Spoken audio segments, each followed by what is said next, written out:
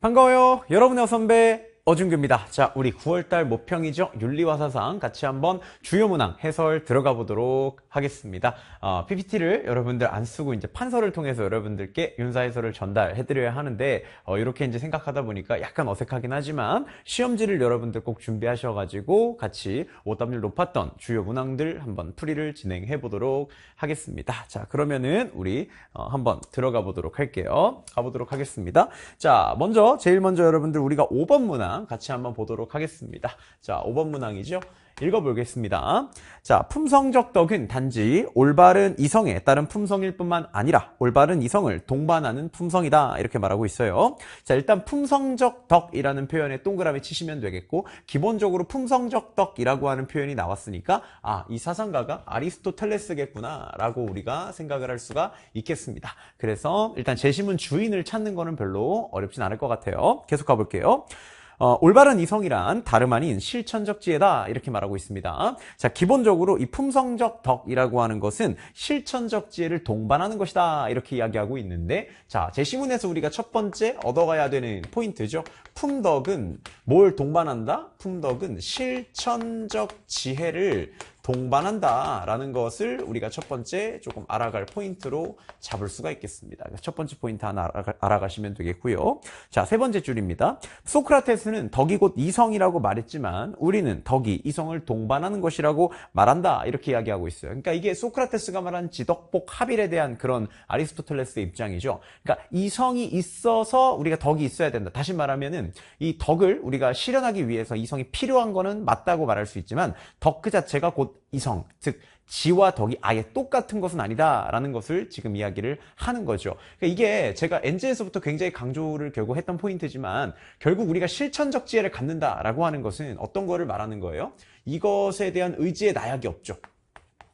소크라테스가 말한 지, 덕의 합일에 대해서 아리스토텔레스가 문제를 삼는 게 뭐예요? 아는 것이 곧 덕이 될 수도 없을지도 모른다라는 거잖아요. 알면서도 의지의 나약 때문에 행위하지 못하는 사람이 존재할 수 있으니까. 그런데 여기서 이제 이 덕이라고 하는 게 실천지혜를 동반한다라고 얘기했을 때 좀 부각되는 포인트가 뭐냐? 결국 이 실천적 지혜라고 하는 것에 뭐가? 이 실천적 지혜를 우리가 갖췄다라고 이야기하는 순간 의지의 나약이라고 하는 건 포함되지 않는다라는 포인트를 여러분들이 잘 좀 기억을 하실 필요가 있겠다. 이렇게 이제 보시면은 되겠습니다.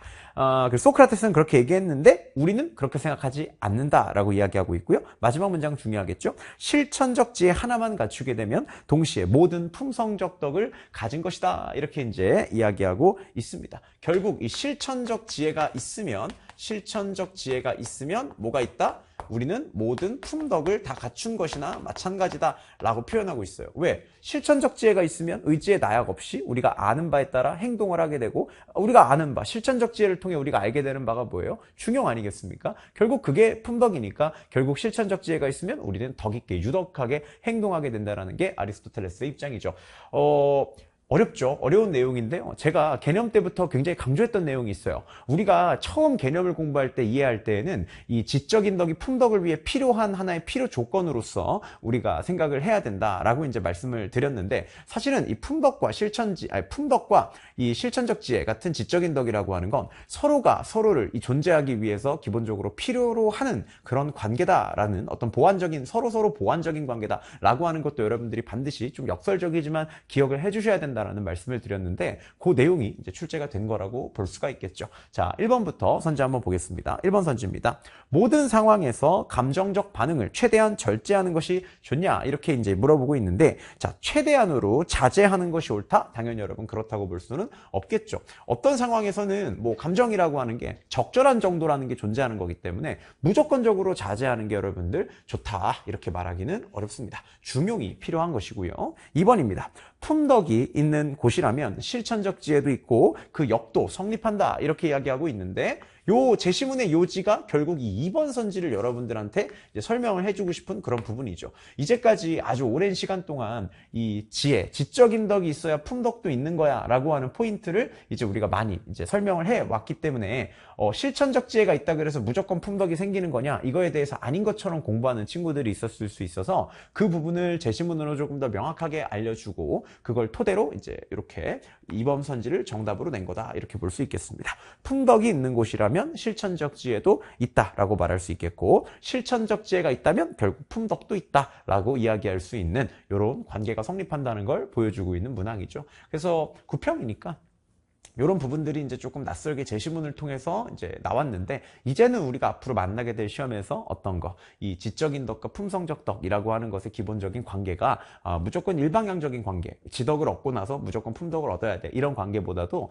이 두 개가 상당히 상보적인 관계에 있다라고 하는 것을 여러분들이 알아두시는 중요한 포인트로 삼으시면 되겠습니다. 자, 3번으로 한번 넘어가 보도록 하겠습니다. 3번이죠. 실천적 지혜의 대상은 자신의 좋음일 뿐 타인의 좋음은 아니다, 이렇게 이야기하고 있는데 그렇지는 않겠죠. 실천적 지혜라고 하는 것은 여러분들 어떻습니까? 자신의 좋음, 이 좋음이라는 게 나만의 좋음을 여러분들 이야기하지는 않겠죠. 그렇기 때문에 3번은 틀렸다, 이렇게 봐야 되겠고요. 4번이죠. 4번 같은 경우에 모든 덕들의 능력을 획득했다면 그것으로 충분히 행복한 삶이니, 이렇게 이야기하고 있는데, 기본적으로 행복이라는 건 그러한 덕의 발휘이자 어떤 활동이라고 말할 수 있기 때문에 어떤 덕들의 능력을 우리가 다 갖췄다 그래가지고 그것이 충분한 어떤 행복한 삶이다, 이렇게 보기는 어렵겠죠. 5번입니다. 유덕한 활동은 인간의 기능으로서 수행될 뿐 그 자체로 목적은 아니다, 이렇게 이제 이야기하는데, 유덕한 활동이라고 하는 것은 인간의 기능으로서 수행된다는 게, 그러니까 이게 인간의 어떠한 고유한 기능을 통해서 유덕한 활동을 할 수 있다, 뭐 그런 얘기라면 뭐 맞을 수 있겠죠. 그런데 그 자체로 목적이 아니냐? 아니죠. 행복이라고 하는 것은 그 자체로 여러분들 인간의 최고 선도 되는 것이기 때문에 당연히 5번은 X가 돼야 된다, 이렇게 이제 이야기할 수가 있겠습니다.